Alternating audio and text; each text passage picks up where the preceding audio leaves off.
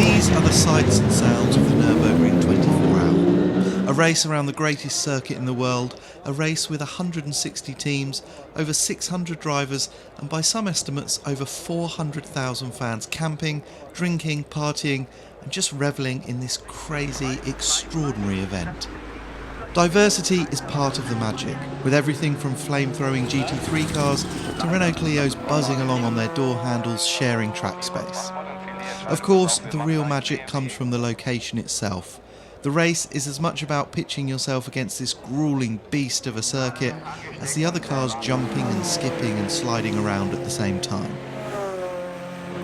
This year I'm one of those drivers, and this is my story. This is the new BMW M4 GT4, my race car for the weekend. It's the very first M4 GT4, and next year customer cars will be racing across the world. The GT4 category is growing fast, with competitors as diverse as the Porsche Cayman, McLaren 570S, the new Audi R8 GT4, as well as cars slightly closer to the M4 in mechanical layout, like the Ford Mustang and the Camaro GT4R. Think of it as a junior GT3 category. The cars are much closer to standard road cars, but will also go through the rigorous balance of performance process, where weight, power and aero are tweaked to ensure super competitive racing. So the M4 GT4 features the same drivetrain as the road car, a 3-litre twin-turbocharged straight-six with the same 7-speed dual-clutch box, reprogrammed for faster shifts. Suspension is Öhlins, two-way adjustable, and there are adjustable anti-roll bars too. Brakes are lifted straight from the M6 GT3 car, 6-pot APs at the front, 4 pots at the rear. There's a unique exhaust system, much more aero than the road car, and a carbon fibre bonnet from the M4 GTS, as well as carbon fibre doors. The seat is fixed, but the pedal box is adjustable, and the interior is pure race car. I will be spending a lot of time in here this weekend. My team is made up of BMW junior driver Ricky Collard, BMW M test driver Jörg Wiedinger, and Nürburgring legend Dirk Adorf. They are all frighteningly quick.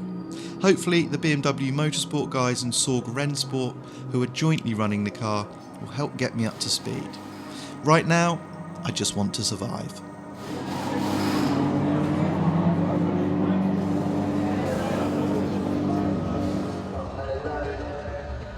So free practice 1 is about to start. We've had a little bit of a delay, I'm not sure why.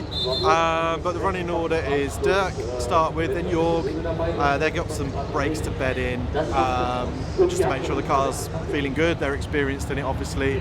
Then it's my turn. They wanted me to go straight out onto the Nordschleife, but I suggested maybe 2 laps of the GP circuit first, might be a good idea. So I think, yeah, 2 laps GP circuit. If I feel happy, straight onto Nordschleife, 2 laps of the big track, and then in, and then we'll see, then Ricky will jump in, do the same, and then we'll see where we are with time. So excited, I have no idea what to expect from the car. So yeah, we'll see how it is in the next 30-40 minutes, I'll be in there. Of course, this is the Nürburgring, and so nothing ever really goes to plan. Dirk and Jörg report a strange setup problem, the car wanting to oversteer everywhere. And time ticks away pretty quickly here, because each lap is huge, combining the new GP track and the vast Nordschleife to create a loop of 15.8 miles or 25.4 kilometres. Pretty soon it becomes apparent that I won't be getting in the car until qualifying.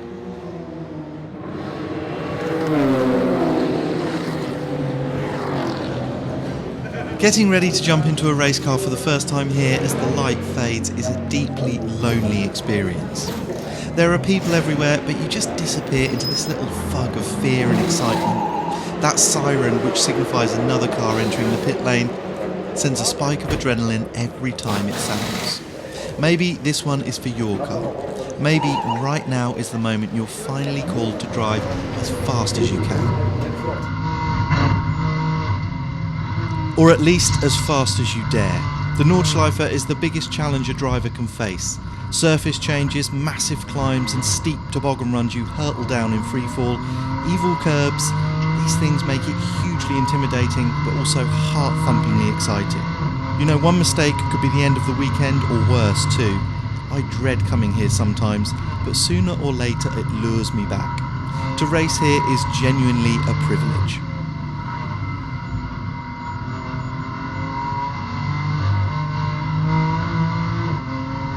Okay, so first laps in the car, done 2 laps. It was sort of dusky, really blinding sun in a couple of places, but it was fun. This place is just like nowhere else. You forget how cool it is. The car feels really good. The MDM traction mode is maybe a little bit too grabby still, but for me that's not such a bad thing. So yeah, just getting used to the flow of it. It's so quick around here, and the braking pressure, you really got to get on the brakes hard.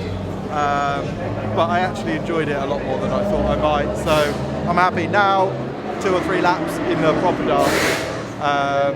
They're adjusting the headlights because they're a bit high, so see if I still enjoy it after the dark. When the door is shut and it's time to head out into the night, you really do start to question exactly what it is that you're doing. At this point, I am properly shitting myself. The next half an hour or so is just headlight glare and GT3 cars thumping past on the brakes, and something approaching absolute terror. It will get easier, at least that's what I keep telling myself. The race starts at 3:30 PM, but the carnival atmosphere is addictive, so even with all that driving ahead of me, I want to be there early enough to take it all in. And for once, it's actually hot and sunny at the ring. These are moments to savour. So we're going to make our way out to the grid. So they open the pits about an hour and a half before the race, and then they open the grid to anyone who's here basically for about an hour. So it's completely and utterly manic. So we're starting P56. Ricky did yesterday a 9:05 lap, which is bloody quick. The whole car did an 8:14 GT3 car. In fact, it was the Glickenhaus, but they're 8:14, 8:15, 8:20. So if we can be anywhere near sort of 9:10s in the race, that would be pretty amazing. I've got a little bit of time to find still, I have to admit, but I've literally done 6 laps in the car. My best was 9:23, I think. So I think I can go quite a bit quicker than that, but my job really is just to bring the car home as safely as I can. I don't need to be the hero. But yeah, we're in pretty good shape, I think. Everyone's happy with the car, and this is what it's all about. How you doing? How are you? What do you think? Yeah, amazing. Amazing, isn't Yeah. it? I mean, it's just unbelievable. Yeah, Against P1. 40 factory entries. You must have, did you know it was on the cards or Oh surprise? yeah, no, I know the car's fast. I mean, but I didn't know how much they were sandbagging. But Yeah, you know, you never I mean, know. you Not never much know. in the end, actually. No, not much in the end. Yeah. Not much in the Well end. done, amazing. They really got the balance of performance correct. Yeah, I mean, they're close. All Yeah, the they're close close. are really close. Yeah. You must be so happy. I think it's an amazing day. Yeah, okay, How well- are you? Yeah, good. We're back in P56. Yes, okay. But Good luck. car's good. Drive safe. Yeah, car's real good. I'll come and see you during the race. We'll be here. Good luck. Cheers, Jim. The race start here is unlike anywhere else. Such is the size of the grid, it's split into 3 groups, staggered with 3 minutes between them.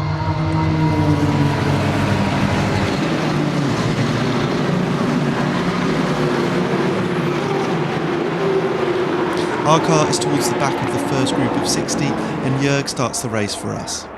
He'll do one stint of 8 laps, around an hour and 15 minutes, then it's my turn. In the night, we'll do double stints, 16 laps with a pit stop for fuel in the middle.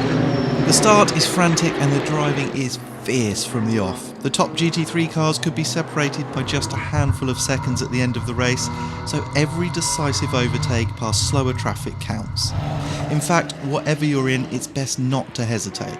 Be assertive and the slower cars will make room. Hang back and they won't know what to do and you'll lose bucket loads of time. Everyone has respect out here, but it's still combat and you still need to fight for your track space.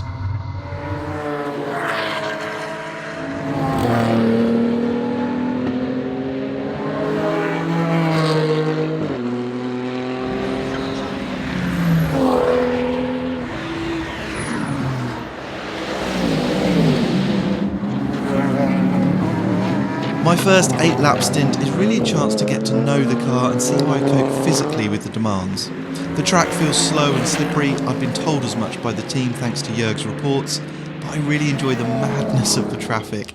The GT3 boys have their elbows out, but watching the cars on the limit from such close quarters is mind-blowing. Like being in the ring during a heavyweight world title fight. And the M4 is fast, as quick as anything up the hills and along the huge straight, and supremely confidence-inspiring over the jumps and through the endless fast turns. My next stint is at night, in cooler temperatures, and with me a bit more on top of everything, it feels so special. In the dark, everything is intensified. The feeling of the traffic as you try to decipher what's a quick car behind and what you need to hold off. The sheer speed of places like the Foxhole, taken flat in 6th at around 260 kph, and you can literally feel the party going on around. The music, the smoke from campfires, the laser lights, the smell of food cooking on barbecues. Then there are the accidents and incidents, the debris and the code 60 zones, where marshals are literally cleaning up cars and oil and you have to roll through at 60 kph. It is maybe the most absorbing experience you can have in a car. There's just so much to think about, and all the time you're pushing beyond your comfort zone, trying to pick your way through traffic and manage when the GT3s come past so you don't lose lots of time. Intense doesn't quite cover it. Wow, that was unbelievable. That was the coolest laps I've ever done around here. Grip was so much more than earlier when it was super hot. Just much more grip now, it's a bit cooler. Yeah, banged ringers a few times. Smashed the last. Good man. You need to hurry up and get out of the way then. Confidence coming through. At 3:30 AM, it's my turn again for a double. I'll be in the car for sunrise, magic moments, but as Dirk is commentating for German TV, already the strain of effectively 3 drivers doing the distance is showing. I am exhausted. These are the moments when the task feels too big and you just have to take a deep breath every time you reach the Dottinger Höhe straight and say to yourself, 1 lap at a time. It's all about finding a rhythm but never slowing down. Do that and your concentration leaks away, and pretty soon you feel lost and out of tune with the car and the track. Just keep pushing.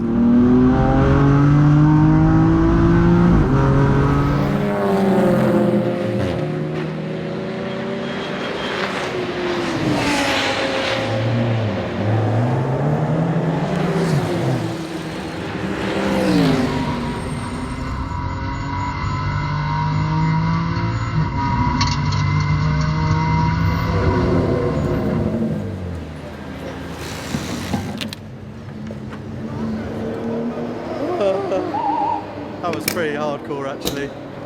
2 stints in a row. Started at about 3:30 in the morning, have no idea what time it is now. 6 o'clock.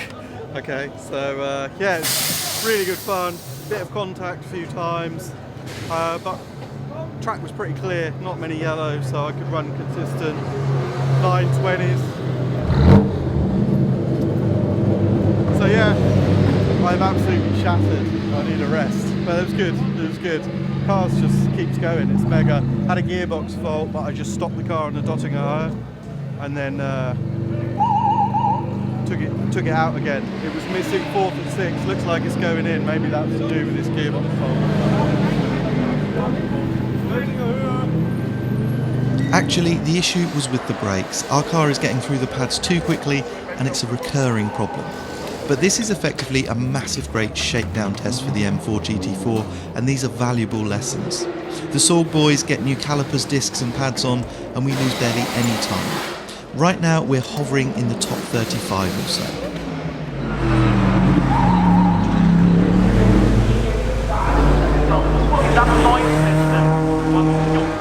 Daylight brings new problems, and not just the hangovers for the thousands watching. There are bits of cars everywhere, and going offline risks punctures or worse.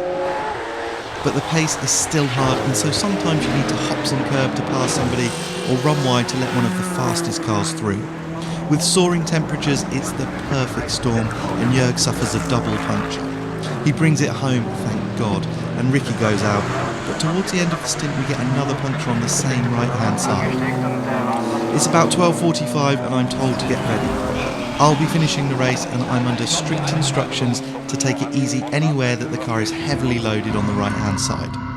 Oh, and there's rain forecast at the end of the race too.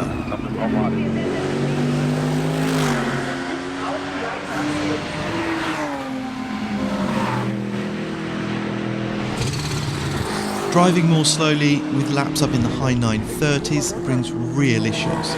That rhythm I've been building all weekend goes away. I find myself in the wrong gear on the wrong part of the track, fatigue and nursing the car a little, combining to throw me completely.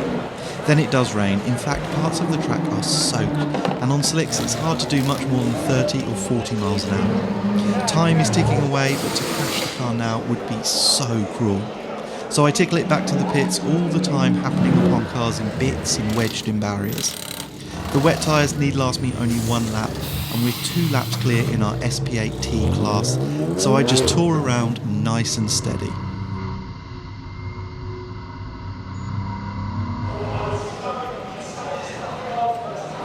Crossing the line, one of the race engineers, Benny, congratulates me. "You've just finished the Nürburgring 24 hours in the GT4, he says. I don't mind admitting I got pretty choked up. I'm shattered, elated, hungry, excited, and most of all, relieved. This race chews you up, but the feeling of making it to the end in one piece and with a great result is very hard to describe. Most of all, you feel proud of the team, proud of the car, and even proud of yourself."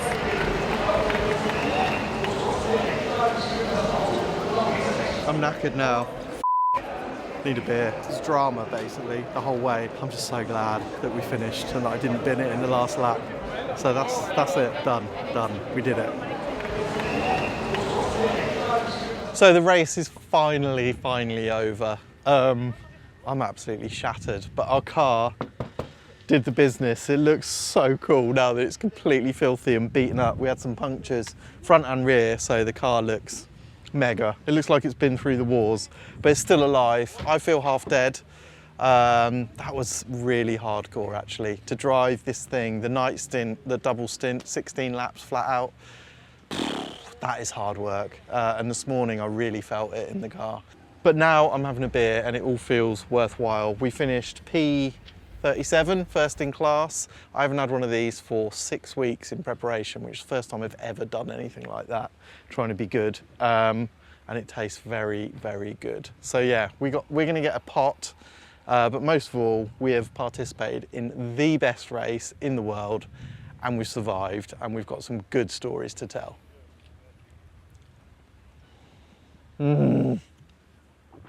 Wow.